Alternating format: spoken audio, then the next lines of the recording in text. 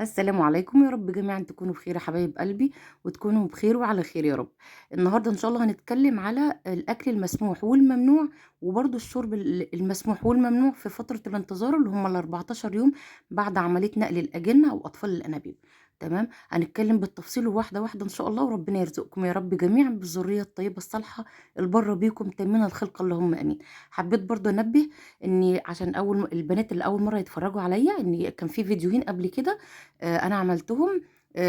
اول فيديو اللي هو كان بتاع امبارح، الاعراض اللي بتحصل بعد نقل الاجنه على طول في فتره الانتظار اللي هم ال 14 يوم. تمام، والفيديو اللي كان قبل منه كان بيتكلم عن التحذيرات والتوصيات اللي الدكتور بيقولها لك بعد عملية النقل على طول. دول الفيديوهين اللي احنا اتكلمنا فيهم، التعليمات والتحذيرات الموصي بها بعد عملية نقل الأجنة.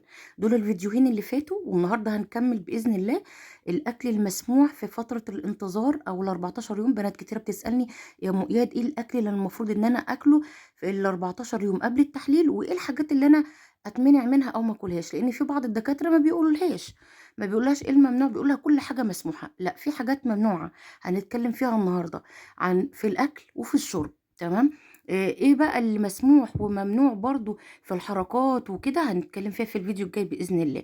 النهاردة هنتكلم عن ان كل الفاكهة وكل الخضار مسموح ليكي وجميل جدا، بس في حاجات معينة ما ينفعش ان انت تاكليها في فترة الانتظار.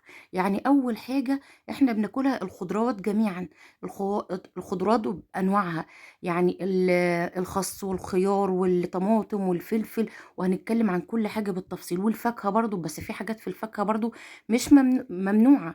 في حاجات في الفاكهة ممنوعة ما بناكلهاش، علشان لا قدر الله ممكن بيحصل إجهاض بسببها، وأقول لكم عليها. طبعا أهم حاجة وعلى رأس القايمة بتبقى حاجتين. أول حاجة السلطة.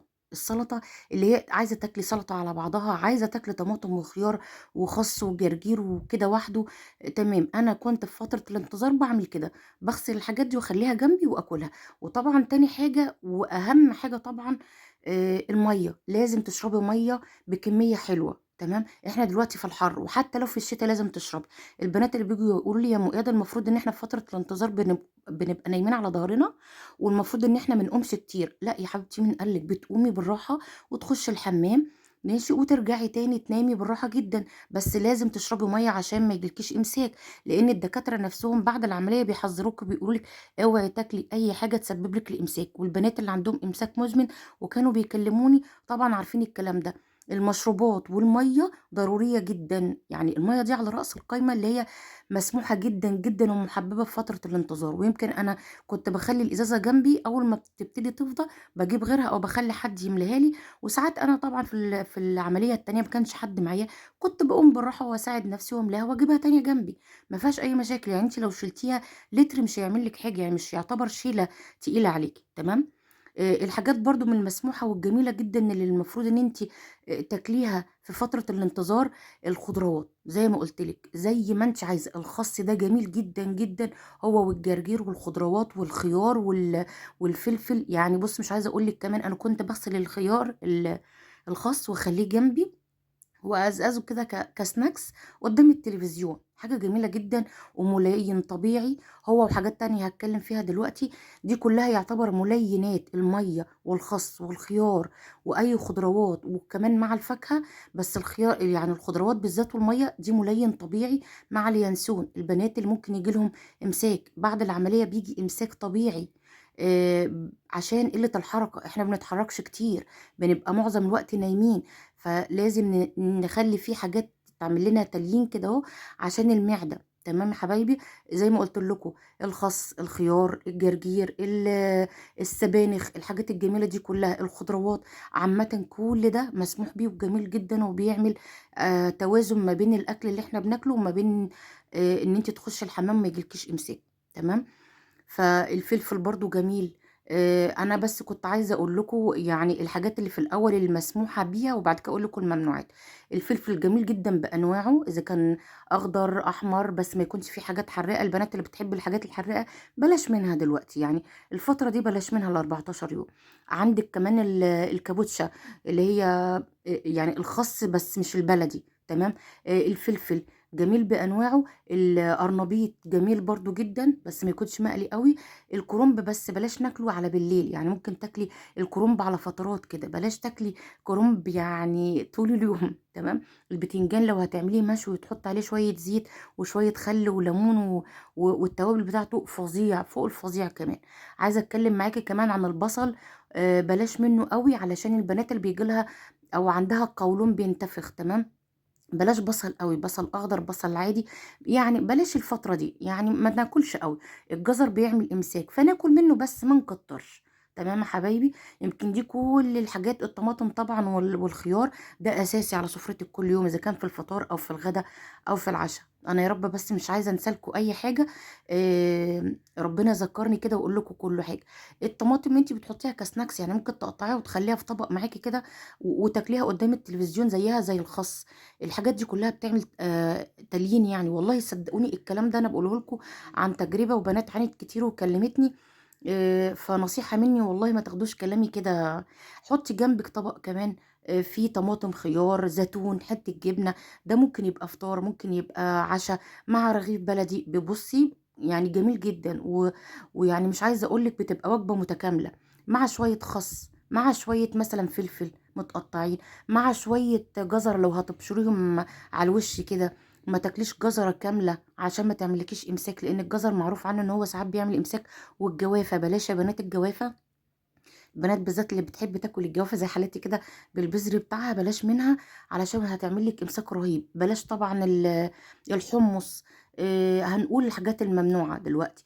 بتكلم كمان على الكوسة. الكوسة والبطاطس لو عملتيهم صينية كده في الفرن زي التورلي مثلا، او لو عملتيها بصي بطاطس على بسلة، على جزر، على كوسة، الكلام ده في الفرن مع طماطم طبعا والتوابل بتاعتك جميلة جدا. الملوخية بقى فظيعة فظيعة. يعني انا بنصح بيها اي بنت بتحب طبعا الملوخية. في بنات ربنا يعزكم يا رب ما بتحبهاش او ما بتحبنيش. الملوخية جميلة جدا في التلين. يعني البنات اللي بتكلمني وتقول لي عندي امساك، بقول لها يا حبيبتي عليكي وعلى الملوخية واليانسون. بس انصح بلاش الطشة بتاعتها، يعني احنا كمصريين بنعمل الطشة فظيعة جدا. الطشة دي هتعمل لك حموضة على صدرك، وهتعمل لك حمو وهتتعبك جدا. فنقلل منها، يعني بلاش نحط توم كتير قوي يعني. تحطي على قد الملوخيه بس مش كتير. والله رهيبه رهيبه رهيبه في ان انت لو جالك امساك. طبعا من قله الحركه اكيد مفيش واحده عملت نقل الا لما جالها او جات لها كام يوم كده حركه الامعاء ما كانتش منتظمه معاها. فاليانسون والميه والخضروات والملوخيه جميله جدا جدا في عمليه الهضم. تمام. الكوسه من الحاجات الرهيبه برضو كملينات يعني. فاهماني؟ وخضروات جميله احنا اصلا ناسينها الكوسه دي. يعني عايزه اقول لك برضو من الحاجات المحببه جدا لازم تاكلي كوسه في فتره الانتظار. تاكليها بقى مشويه، تاكليها مقليه، تاكليها مثلا زي ما قلنا محشي، بس ما نكترش برضو علشان المحشي بيتقل على صدرنا وبيعمل لنا يعني متاعب صحيه برضو في الفتره دي. فنتجنب اي حاجه تتعبنا الفترة دي. وبلاش شطة، انا بكرر تاني. البنات اللي بتحب الشطة قوي والحوادق والجبنة القديمة والكلام ده بلاش منه خالص الفترة دي. تمام. هنخش بقى على المشروبات. اهم حاجة من المحبب اليانسون. طبعا اليانسون ده حاجة فظيعة، بس عايزة اقولك بلاش تشربيها سخنة. البنات اللي بتحب تشرب الحاجات السخنة بلاش تشربيها سخنة. خليها فترة كده زي دمعة العين تشربيها. ماشي. هتلاقين لك الدنيا وهتهديلك معدتك وهتهديلك كل حاجة. انا عن نفسي بحبها ولغاية دلوقتي اتعودت ان انا لازم يوم يبقى فيه ينسون. تمام. وولادي برضو طالعين كده الحمد لله. اللهم لك الحمد. فاليانسون، تليو، نعناع، الحاجات كلها دي بنشربها زي دمعة العين. ما بنشربهاش سخنة، ممنوع تشربيها سخنة. الحاجات كمان اللي بتعمل تليين انا نسيت اقولها في المأكولات. الاناناس طبعا. يعني ايا كان بقى انتوا بتسموه إيه عندكم، هو والبطيخ. يعني رهيب رهيب رهيب يعني. كليه برضو حطيه جنب جبنة جنب اي حاجة. هتاكليه ان شاء الله مش هتحسي ان عندك امساك نهائي ولا هيجيلك باذن الله. لو مشيتي على التعليمات اللي انا بقولك عليها والله ما هيجيلك امساك. الناس كمان اللي زي حالات العشق بقى الناس كافيه والقهوه دول العشق بالنسبه لي. ما بنمنعهمش في فتره الانتظار، بس بتشربيهم بدل ما بتشربيهم سخنين. يعني انا كنت بحب اشربهم سخن قوي. اتعودت ان انا استنى دقيقه عليهم او دقيقه ونص واشربهم. لا هم باردين قوي ولا سخنين قوي. تمام. أنا باشرب القهوة ونسكافيه عادي في فترة الانتظار، بس ما تكتّريش منهم على أساس إن لو ربنا إن أكرمِك ما تعمليش زي حالاتي.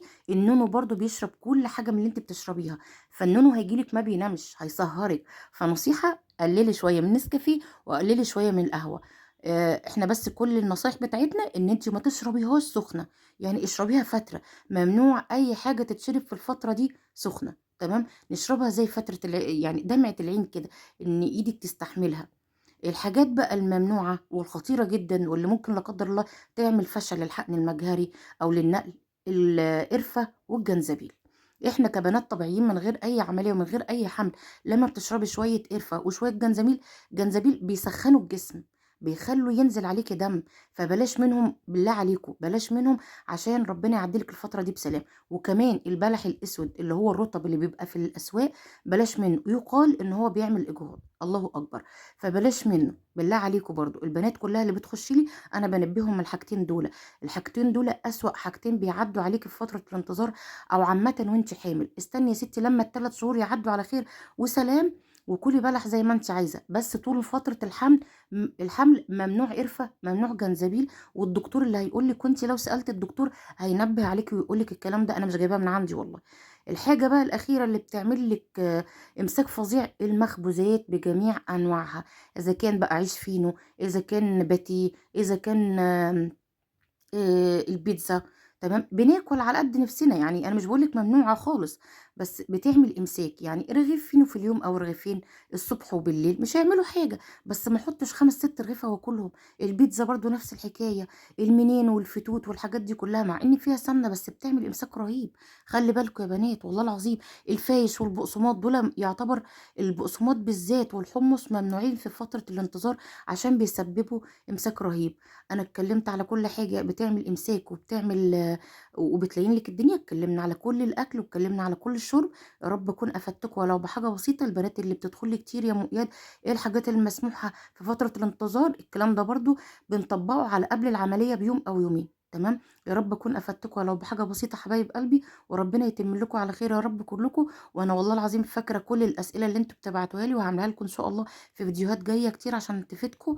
ويا رب ما اكونش نسيت حاجه، ولو نسيت حاجه اكتبوا لي في التعليقات والله هرد عليكم على طول. اتمنى بس ان انتوا تمشوا على النصايح دي، وربنا ان شاء الله والله هيكمل لكم على خير باذن الله، وهيكرمكم ويرزقكم الذريه الطيبه الصالحه ان شاء الله. اتكلمنا في المسموح واتكلمنا في الممنوع اذا كان في شرب او في اكل. وان شاء الله الفتره الجايه هقول لكم ايه الحاجات اللي انتوا هتاخدوها قبل ما تروحوا العمليه، لان في بنات كتير قالت لي يا مؤيد ايه الحاجات اللي المفروض ناخدها في الشنطه معانا واحنا رايحين نعمل عمليه النقل. هقول لكم عليها باذن الله، وهقول لكم ايه اللي المفروض تاكلوه بعد العمليه على طول وانت في اوضه الانتظار. فاستنوني الفيديو الجاي باذن الرحمن، هنتكلم عليها بالتفصيل واحده واحده. وربنا يكرمكم جميعا ويرزق كل مشتاق يا رب.